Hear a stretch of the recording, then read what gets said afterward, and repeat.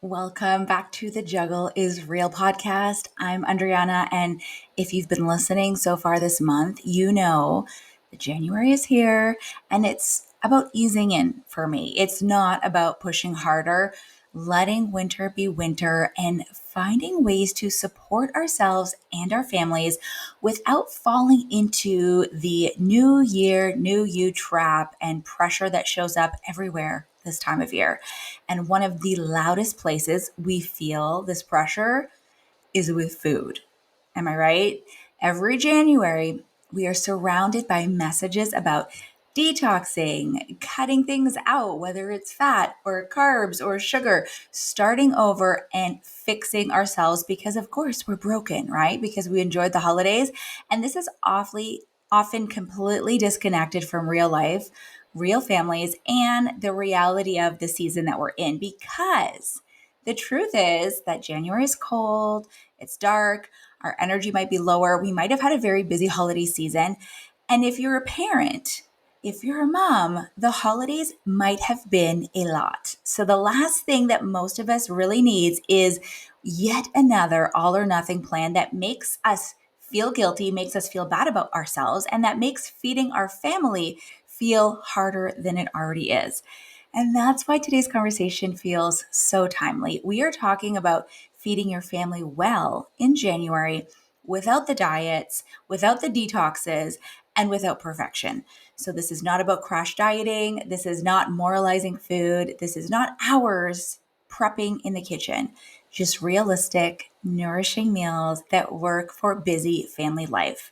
And I'm so excited to be joined by Charmaine Broughton, a cooking instructor, cookbook author of Delicious and Doable, and host of In Char's Kitchen on your TV. You've likely seen her on shows like Breakfast Television or Your Morning, where she is known for her fun, energetic, and fuss-free approach to cooking. Charmaine has built her career around helping home cooks make delicious, doable meals, often using pantry staples, and she brings so much wisdom from real life. She is also a mom of 2 young adults, so she understands, she totally gets what it looks like to feed a family across the various seasons of life.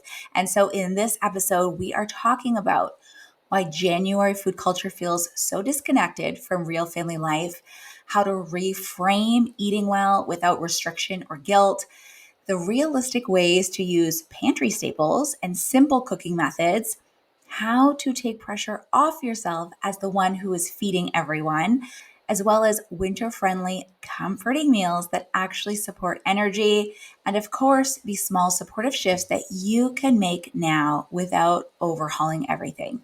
This conversation is practical, it's grounding, and it's deeply reassuring, especially if you're a little tired of feeling like you're supposed to be doing food better right now.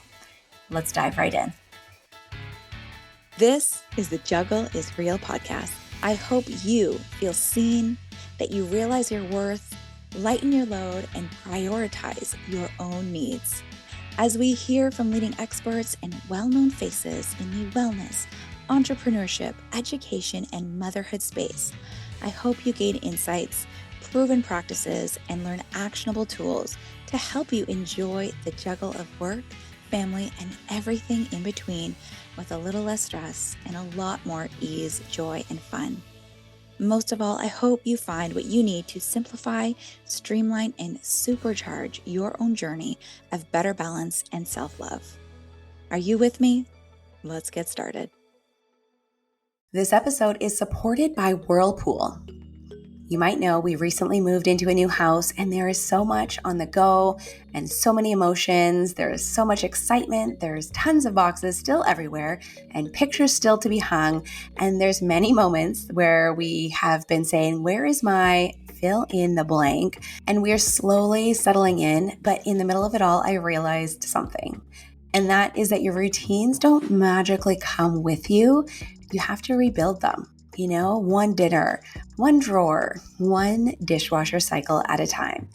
And honestly, I can say that Whirlpool has been such a big part of helping our family settle in and find that flow again. I love our new French door fridge. It has tons of space and flexible storage that we need for all the game day snacks and school lunches. And I have a designated snack zone so that I don't have to hear, "Mom, I'm hungry," every 5 minutes. The kids know where they can go to get a snack. I also love the Whirlpool 30-inch range. I think it's been my favorite. It has a wipe clean coating on the cooktop, so, when the inevitable pasta sauce spills or soup or scrambled eggs, I can literally just wipe it clean with water. No scrubbing, no harsh cleaners, just water, wait, and wipe. Honestly, it's amazing. And of course, anyone with kids or a busy household knows that the cleanup is constant, but my new Whirlpool dishwasher has total coverage wash, so everything comes out clean, no matter who loads the dishwasher. I'm talking about my husband. And then that third rack on the dishwasher is perfect for my little guy sippy cups. It fits mugs, little bowls, utensils, and those hockey night little snack plates. It truly handles it all. And so it's true what they say, that when the kitchen runs smoothly, the whole home feels more calm. And in this season of life, with school, sports, work, and just everything, those little pockets of ease really matter. So if you're in a full season too, or you're dreaming up your own fresh start at home, check out the Whirlpool lineup to see how they're making family life more functional at whirlpool.ca. Because home isn't just where life happens, it's where routines take root. And when your space supports you, everything else just flows a little easier. Now let's get back to the episode. Charmaine, welcome to The Juggle is Real. I'm thrilled that we are finally having this conversation. It's great to finally meet you on a screen because I've watched you on TV screens and you're doing all this amazing, incredible stuff with your cookbook and your show. And I've just really loved your approach and everything that you're doing to support us in our busy family life. So thank you for being here on The Juggle is Real. Oh, my absolute pleasure. And right back at you. I've seen you on many of the morning shows as well and follow along on Instagram. So yes, it is very nice to finally meet. And hopefully we can, sync up our calendars. So maybe one of these segment days we can be at a studio together or grab some lunch. We are going to be talking about just this whole theme of January being like a month to ease into the year and not have a lot of pressure. And I think that really does go hand in hand with how we are feeding our family. I have 3 boys. You have 2 boys. You know what it's like. Everyone's always hungry. You want to be, doing things that are supporting your family, but you don't want to spend hours in the kitchen. You don't want to be spending tons of money on the food that just gets eaten instantly. But there's a lot of pressure there. So before we begin, I know there's a lot that we want to discuss, but for those of us who maybe aren't familiar with your work, can you just share a little bit about yourself? Sure. Yeah. So you mentioned I am the mom of 2 boys. Now my boys are in their 20s now, so I have it pretty easy. And I am a chef and cookbook author. I have a cookbook called Delicious and Doable: Recipes for Real and Everyday Life, because my goal is to inspire people to get into the kitchen and recreate delicious and doable recipes with ease using pantry staples. I am not in the business to intimidate people in any way in the kitchen, whether it's about healthy eating or, pressuring people to use fancy or unattainable ingredients. I inspire people to get in the kitchen using pantry staples and, recreating recipes with ease. And I do host a cooking show called In Char's Kitchen. As you mentioned, like most moms, whether your kids are, young or in their 20s, we wear lots of hats. Oh, for sure. You're speaking my language. And I know the listeners like, okay, this is what I have clicked play to hear. And like we were saying, January comes with a lot of pressure around food, especially for women, so like we've got the detoxes and the diet culture and cutting things out and restricting. And why do you think that approach feels so disconnected, especially from real life, like family life? And especially being that we're in the middle of winter. I know you are in the north as well as I am. Like I look outside the window, it's freezing out. Why is this approach so disconnected from real life? Well, first and foremost, and I think most people would agree with me that, those diets and detoxes, they're just They just don't work. And I personally feel that they are very unhealthy. Um, but as far as the disconnect, what I do find is that a lot of, especially moms, because usually it's moms come the new year, want to lose a little bit of weight and quote unquote get healthy. So what they will do in many cases is they will cook themselves, let's say, chicken and broccoli and a salad, and then they will make their children a different meal. And, mom will be sitting there choking down the quote unquote healthy diet food while the kids eat something else. And I am a firm believer that, you can be happy and healthy and really eat anything. So to me, I personally feel that gathering around the table and eating the foods that you truly genuinely love and enjoy is a lot healthier than the kids eating one thing and mom eating something else because mom thinks it's healthy. I think that, if you got together with the kids and people pitched in and you made a cheesy, delicious, doable, pasta bake that you could all enjoy together, to me, that whole picture is a lot more healthy than what is actually on your plate. It reminds me of some other interviews I've had with guests on more like of an intuitive approach to eating. And also like does beg the question of how we're modeling things for our children, whether you have, young children, girls, boys, what have you, if you're eating something and you're not enjoying it and you have to make something else, not only is it exhausting, but maybe you're feeling like a little resentful because now it's double the work, double the time, double the effort. And for the person eating like the steamed broccoli, I mean, it's not pleasurable, like you're saying, it's not satisfying. And it's certainly not something that's sustainable. So when you hear eating well in January or like starting the new year eating well, what does Mm-hmm. that mean to you then? Like beyond weight loss, beyond restriction, what does that mean for you and your approach? So I'm all about focusing on nutrient dense foods instead of so I'm more about uh, adding more nutrient dense foods instead of depriving yourself from all the foods that you love and enjoy. Now, I'm certainly not saying that I'm encouraging people to eat chocolate cake for breakfast, lunch, and dinner. But if you are genuinely, craving a piece of chocolate or whatever it is on a random Wednesday night, just eat it, enjoy it, and move on. Mm-hmm. So, come the new year because people do often ask me for advice. And I just want to be very clear. I am not a dietitian. I am not I have no letters after my name when it comes to nutrition. I am a trained chef and I live a very active, in my opinion, healthy lifestyle. So, please check with your doctor or dietitian before you're taking nutritional advice from me. But, things like soups and stews that you can load up with plant protein and beans that have tons of fiber and they're economical. And those dishes tend to be quite healthy. Like often people hear comfort food and they think it's unhealthy. In fact, comfort food can be extremely healthy. And again, we all have our own definition of what healthy is these days. I mean, some people are keto and eat bacon and butter and think it's healthy, and some people are vegan. So, I mean, at the end of the day, we really have to do what works for you and your family and what makes you feel good and thrive and feel like $1,000,000 in your body. I love that you mentioned beans and the whole approach to nutrient dense foods just makes so much sense, Mm-hmm. right? But I loved your segment on breakfast television where you literally had the entire segment was about using legumes, using beans in like these everyday meals. And it looked so delicious. There was a recipe that was like taking chickpeas and making them into croutons for a Yep. Caesar salad that also had pasta in it. Like we're talking nutrient dense, we're looking at something that if a dietitian were to look at it, like you're probably going to make your macros. There's a lot of protein, a lot of minerals and vitamins and all of the things that we're looking for. But you're keeping it simple and doable because you're known for using those pantry staples, things like beans.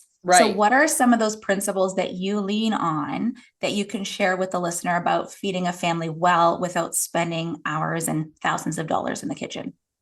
Well, I'll share two recipes that are from my cookbook, but they're recipes that I raised my family on, and they use pantry staple items and or things that you likely have kicking around in your fridge. So the first one is my Get Up and Go morning muesli. It is absolutely unbelievable. It is filled with so much amazing flavor, uses really nothing but pantry staple items. So you've got oats and you've got chia flax and hemp seeds, which are they're a pantry staple. They're fairly economical, and chia flax and hemp add so much plant protein and fiber and healthy fats, and like can really bulk up a dish.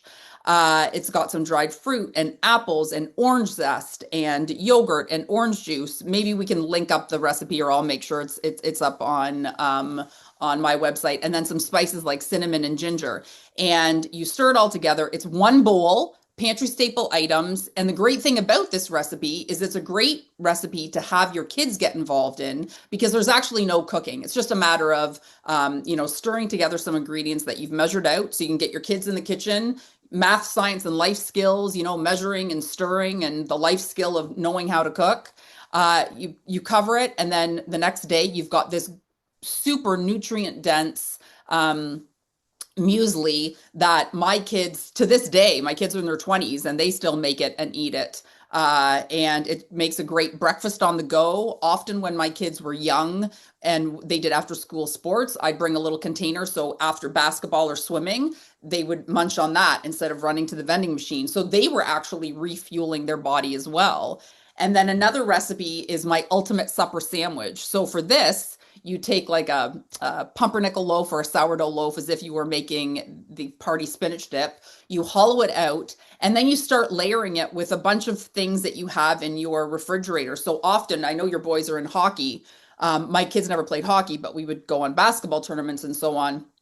So on a Friday, if we were leaving for a tournament, I would make this sandwich, because it was also a really great recipe to use up all the bits and pieces that I had in my fridge, like little pieces of deli meat and cheese and veg. So I wasn't coming home to a fridge full of food gone bad. I was actually using up those bits and pieces, and it's a great way, so then we'd munch on that in the car on the way to, the tournaments, filled with tons of veggies and all those things that you have kicking around.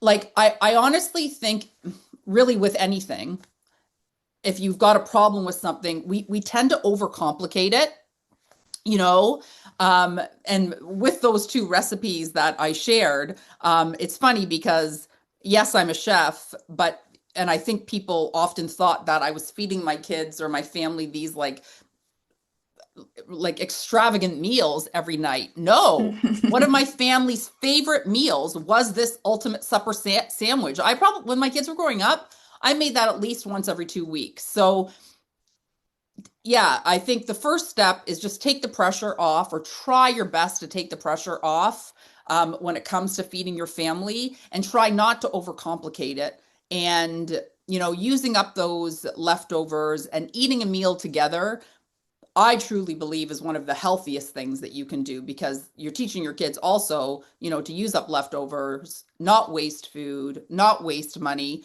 And there's something really healthy about that whole mindset as well. I appreciate that you're bringing the kids in to get them involved. And as you're describing these two recipes, these two meals, I'm thinking, okay, we've got such a busy season of, like you said, hockey tournaments and out of town games and a lot of travel. And I'm thinking that muesli, like we could take that on the go. That would be great to have.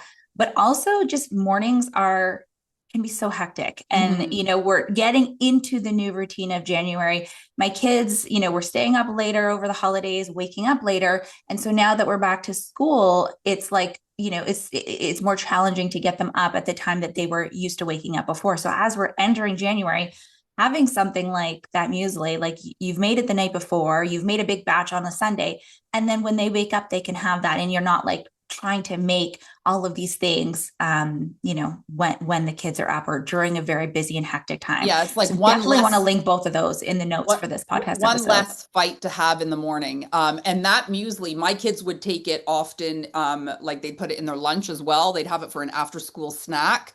It's so delicious. It has so much amazing flavor and it's one bowl pinch, you like, it literally takes minutes to recreate. Yeah, and I like things that are versatile too. Like you don't necessarily have to have the exact amount of this and the perfect ingredient for that. And because so many mums, especially, or parents who are cooking for their families, there is a lot of guilt, or we feel so responsible to do it perfectly, to do it right. We need to make these perfectly balanced meals, or everything has to be like from scratch, homemade. So this approach, I mean, you are using things that are in the fridge, you are using things that are, in your pantry, but it just feels a lot more doable. Any other advice for parents who might feel a lot of pressure? Maybe their kids are picky eaters, or, maybe they do have a very demanding schedule that doesn't allow for a lot of time in the kitchen to make meals. What would you say to the parent who feels like they're failing because they just don't know how to make that mealtime work? Try to cook as many meals at home from scratch. And what now, and when I use the word scratch lightly, uh, but because if that's all your kids have to choose from is home cooked meals, then they won't be maybe saying, "Oh, mom, can we go out and get this or that for dinner?" Go through the drive-through or order. Like if what you have in the fridge is the only option, well, figure it out. Maybe pick up. Mm-hmm. When my boys were young, on March break, what we would do is I would have them pick a cookbook, and that would be our March break activity. We would like make things from scratch. I mean, we wouldn't make our own bagels or crackers or anything. Like, again, I use from scratch a little bit loosely, but I think like I said, taking the pressure off yourself for it to be perfect, because chances are, I'm always a little suspicious of anybody that's a little too perfect, because to me, if you're perfect in one area, things aren't so perfect in other areas of your life. So this is what I mean by, I would rather see you, you know, again, making a ooey gooey cheesy macaroni pasta and making it together, and maybe serving it with a nice big mixed green salad and a plate of fruit at dinner, and enjoying that meal together and laughing and having a conversation, than being so stressed out about, is little Johnny getting enough greens, and am I getting the 400 grams of protein that everybody on the internet is telling me that I have to eat. I just think that mealtime should be more enjoyable than the pressure that we put on ourselves. hmm I I hope that was agree. helpful. No, I agree. And I mean, the whole point of it is that nothing should be perfect, right? So Yeah, that's it. As even moms, I mean, nothing. We know. I know. I mean, now that I've been there, done it. My kids are out of the house. Like it's perfection is so overrated, and if anything, when we try to be perfect, or we end up just stressing ourselves out, and making everybody around us just absolutely miserable. This episode of The Juggle is Real is supported by Best Buy. January always brings that pressure to reset everything at once, but if you've been listening to recent episodes, you know that this year I'm choosing a gentler approach. Instead of going all in on big overhauls, I'm focusing on well-being, small supports that make everyday life feel more calm and more intentional. And that's where Best Buy comes in. They are such an incredible destination for wellness-forward tech that supports how we actually live.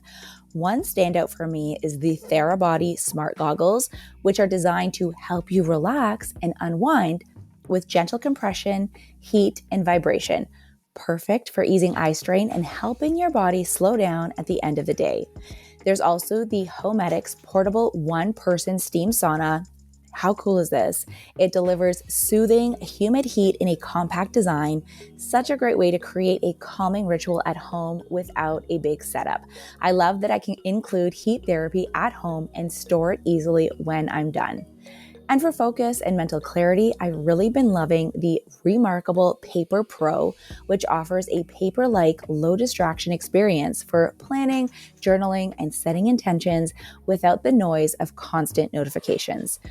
Best Buy makes it easy to support your new year reset with quick and easy store pickup, ready in as little as an hour, and even more value like early access to savings when you sign up for a free My Best Buy account. If you're easing into January instead of racing through it, this is a great place to start. Visit bestbuy.ca to learn more.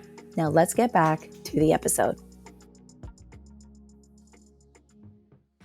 If we could talk a little bit about like this whole approach to the season and how you might be shifting the way that you're cooking based on, just the fact that we are in the winter. And so the things that we might have that are in our, pantries or in our fridge, there's not as much, in seasonally, especially if you're living in the north. So winter's asking us, naturally to slow down, maybe to eat differently. So how would you suggest we can lean into foods that are maybe more comforting, foods that maybe are still nutrient dense and nourishing without feeling guilty, like, we're not following the latest trend or whatever the diet culture is telling us?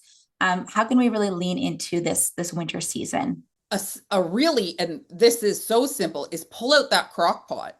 And, I agree. There's not the bounty of fresh fruits and veg, like locally, that we have, let's say, mid-August or July, but things like root vegetables. I have a great recipe in my cookbook. It's my curried pumpkin slow cooker stew. It is absolutely out of this world. You literally throw all of the ingredients into a crock pot. It is filled with so many amazing flavors and so many awesome spices. You can serve it straight up. You could serve it over rice. You could serve it over pasta. It's vegan, it's gluten-free, but I always say, don't tell your kids or husband that it's vegan and gluten-free. And honestly, they would never even know, but it's got plant protein from the chickpeas, and it's got the sweet potatoes. But even things like soup, I have a couple of recipes, and I know I'm talking about my recipes, but I mean, you can Google the like nutrient dense soup recipes, but I've got some great soup recipes, like my parsnip and apple soup or my rutabaga and apple soup. And apples, many of the apples varieties, even in the middle of winter, are from Canada. And those soups, yeah, you just literally plop the ingredients in a bowl, not in a bowl, in a pot, bring it up to a boil with some spices. And once your veg and fruit, the apple, is fork tender, you just puree it up. Again, super nutrient dense with so many amazing flavors and naturally healthy. Like the way I kind of cook and eat, my food's like naturally healthy because I cook with whole real food. And I don't mean to scare people by that. Like if you looked at my cookbook, so many of the recipes are super nutrient dense because I could just cook with whole real foods, but you're recreating these amazing dishes using things like chickpeas and sweet potatoes and plopping it into a slow cooker. Again, I really truly believe, just from the years of different moms, like saying things to me like, oh, it must be nice, you're a chef, you're so lucky that you know how to cook healthy. I always say, stop overcomplicating it. Come over to my house on a random Wednesday. I'm just making we're having soup and sandwiches, or we're having this slow cooker stew. Or maybe you want to make a beef stew. Like, I love meat. Maybe instead of having it, 3/4 beef and a quarter veg, maybe do something like 50-50, do half sweet potatoes and rutabaga and parsnips, and then half beef or chicken or whatever. So that's a great way. Or you could do, half beef and half beans and then the rest veg. Like there really is easy, simple, and doable ways that you can incorporate these nutrient dense, economical ingredients into your diet. You're speaking my language, and actually I'm feeling really inspired because, like your cookbook, it sounds delicious, but it sounds doable. Like, it's not like me spending 2 hours in the kitchen every night when we've got 3 practices and everyone needs to go everywhere, and people need to be eating basically the second they walk through the door after school. If you have something that you could put in a slow cooker, if you have something that you could make an air fry, if you have something that you could do on a weekend or on a slow night, that can serve your family for the next couple of days. Like this all sounds really, really comforting. And Mhm. that's what we need in the winter, Right. like doable, but also comforting and satisfying. Like this doesn't sound like, oh, I'm going to be hungry 5 minutes after I have a bowl of this like delicious stew that you're talking about. Mhm. One other thing I just want to say is when it comes to, I'm going to do like kind of air quotes, healthy eating, is if you genuinely don't think you're going to consume, you come January, you go to the grocery store and you see people's carts overloaded with, kale and this and that. And don't get me wrong, I live a very active, healthy lifestyle. I am all about my, 10 servings of veggies every single day.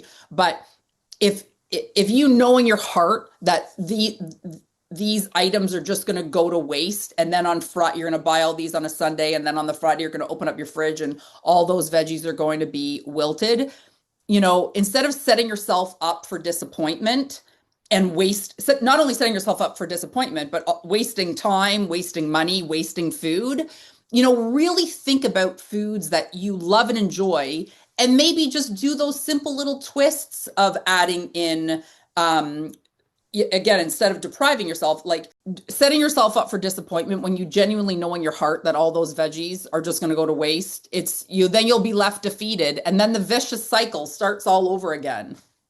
Yeah. It's funny that you mentioned kale. I've tried my best, Charmaine. I'm just not a kale lover. There have been times when I've enjoyed it, like, in a soup or something, but I've just, sometimes we have to learn the hard way that it's not my favorite and then move on. Or if your family is not going to eat something, then it's like, why try to Well, force them? that's it. Maybe we reintroduce it, maybe we offer it, but it's Or not maybe like you know something that what? has to be Or maybe you painful. don't. Because Yeah. believe me, plenty of people live a long, happy, healthy life and they've never choked down kale in their life. Yeah.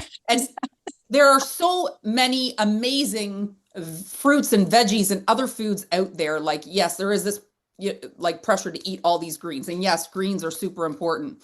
But there's so many other amazing economical veggies and fruits out there. And to me, eat what you enjoy and eat what you love, and again, try to take that pressure off. And like my grandmother lived to almost 100. I truly don't think she ever ate a fruit or vegetable in her life. She ate chocolate and bacon every single day. Now, I am not telling people to go out and eat chocolate and bacon every single day and not exercise and not eat any fruits or vegetables, but you will survive without eating kale. Yeah. Thank you. Okay. Someone needed to hear this, me included. And I do appreciate that you've mentioned like that you do lead an active lifestyle. And I did learn that you're an avid runner. And like you, I also believe that food and movement go hand in hand. And Yep. with my boys, I'm trying to teach them like that we really have to be fueling our bodies to set us up for success, whether we're on the hockey rink or, we just want to be able to concentrate better at school. So we need to fuel our bodies in the morning and all of these things. What is your approach to movement and nourishment in January when everyone's telling us that we have to lose weight or make up for the holidays? How would you approach like that movement piece going hand in hand with how we're eating? Well, I think, and I'm sure we've all heard this before, setting realistic goals. So, I'll just tell you a quick little story about how and why I decided to start exercising. After I had my second son, I was fairly overweight. I knew I didn't want to carry all this extra weight. I was, in my 20s. I had a toddler and a newborn, and I knew better. So the reason why I chose running is because I could get up before Greg left for work and I could go out and run. I didn't need a gym membership and anything like that. So a few days after I had my second son, I had all the excuses in the world, but I thought I am going to start running. And what I did is instead of like dieting, or instead of setting a weight loss goal, I set a goal to run a full marathon. And I understand that's a very grand goal, but I also gave myself a year and a half. It wasn't like, oh, in 3 months, I'm going to run a marathon. I had, learned from my mistakes in the past of trying to lose weight. And then, you lose 5 pounds fast just to gain back 8. So I thought, let's be realistic here. I'm going to give myself a year and a half to train and run a full marathon. And instead of dieting, I'm going to start you use the word fuel. I'm going to start fueling my body. I'm not going to say that I can never have this or that, but 80% of the time I'm going to try to fuel my body with nutrient dense foods, lots of fruits and veggies, whole grain pastas, and so on, and protein and so on. And that's what I did. I just literally, pun intended, took baby steps. Like I had a newborn, I was nursing, I had a toddler. Took those baby steps, and bit by bit, little by little, I trained. And a year and a half later, I did it. I ran the Ottawa Marathon, 26.2 miles. I had lost and kept off over 60 pounds, not by dieting, but just by those baby steps. So I am a goal setter, but I think you have to really, again, this is just my opinion, but like be really realistic with your goals, and, um, you know, try your best to have them realistically fit into your life, because the again, I chose running because I could get up before my kids got up and before Greg went to work. I didn't have to worry about a gym membership or getting to a class. So really give it a lot of thought, and try your best not to set yourself up for disappointment, because we've all been there. And when you set yourself up for disappointment, and then you're disappointed. It's like a vicious cycle backwards, right? So Mhm. that's really my little tip for. And I living an active lifestyle now. It's like breathing to me. I just absolutely love it. I need to move my body every day more for my mental health than my physical health. I say looking good in jeans at 50 is just a bonus. I really truly move my body daily for my mental health, and to feel strong. If I do slip and fall, hopefully I'm not breaking a hip or breaking a bone, because I've got muscles protecting my bones. So I appreciate you saying that, because I think a lot of what we're discussing can be misconstrued, having this ease into the new year, not putting a lot of pressure on yourself doesn't necessarily mean, bed rotting and doing absolutely nothing. I love that you had a big giant goal to run a marathon. Like that sounds crazy to me, because I'm not a runner, but that you eased into it in a way that felt doable, that felt supportive, and felt realistic for your life at that time. And mhm. so all of this that we're talking about in letting January be January doesn't mean that you don't have goals, doesn't mean that you're giving up, doesn't mean that you're not making any changes, but the shifts can be gradual, and it can be in a way that doesn't seem so overwhelming. So I really appreciate how you approach nourishment, approach cooking, approach food, as well as movement, now that we're in this new year, new you vibe. Yeah. As we close out, for the busy parent who's listening today, who wants to maybe make a small shift this January, maybe it's about mealtime, maybe it's about food, how they're eating, something for their family that is supportive and not overwhelming, what would you suggest they start with? Is there like that little crack that you can kind of make some headway? Any final takeaways for the listener? Yeah, I would say even just start with like 3 recipes that you are going to love and enjoy and eat, right? So things, and honestly, I would love for the listeners to make my muesli and my sandwich. And you can find, and I'm not saying that to sell my book, because you can find these recipes up on my website. Like, take the content for free. These recipes, they're so easy. Like I said, I taught my kids how to make the muesli when they were in elementary school. My boys are now in their 20s. They still make it. So, pick a handful of recipes, realistic recipes that that you and your family are going to like and enjoy, and start there. And maybe spend the time together and create those recipes, and do that cooking, because I do think that spending time together is almost as healthy as what, like, I know I said it before, is what is on your plate. Hmm. I agree. I agree. And I will link the muesli Yeah. and the sandwich, as well as your cookbook, in the notes for this podcast episode, because I think your approach is exactly what we're looking for, exactly what we need, especially in the new year. But like all year round. We are busy. We've got lots on the go, and a delicious but doable approach is exactly what families need right now. So thank Well, you so much for joining us today. my absolute pleasure. And honestly, if any of the listeners want to reach out and ask me anything, I'm just so passionate about this topic, and I just want to see people like thrive in their kitchen and not be stressed out because there your life doesn't have to be stressed out over mealtime.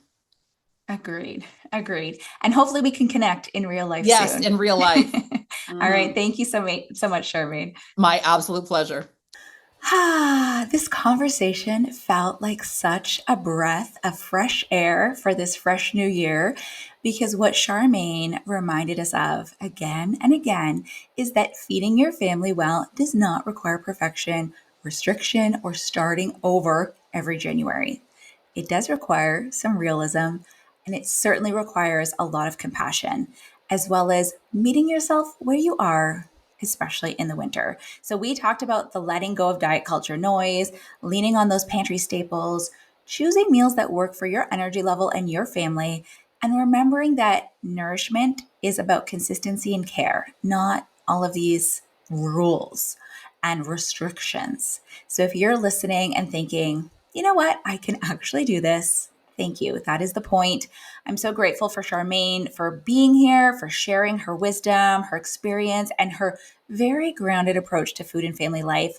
Her work truly helps us take the pressure off. And if you enjoyed this episode, make sure you go ahead and follow Charmaine, follow this podcast, make sure you've subscribed to The Juggle is Real. And if you know someone, especially a parent, who could use this reminder and this actionable advice in January, please share it with them. And as always, you can find more episodes, resources, and support, including our January Gentle Intentions check-in worksheet in the notes for this podcast episode. Until the next time, remember that January does not need fixing, and neither do you. Take good care.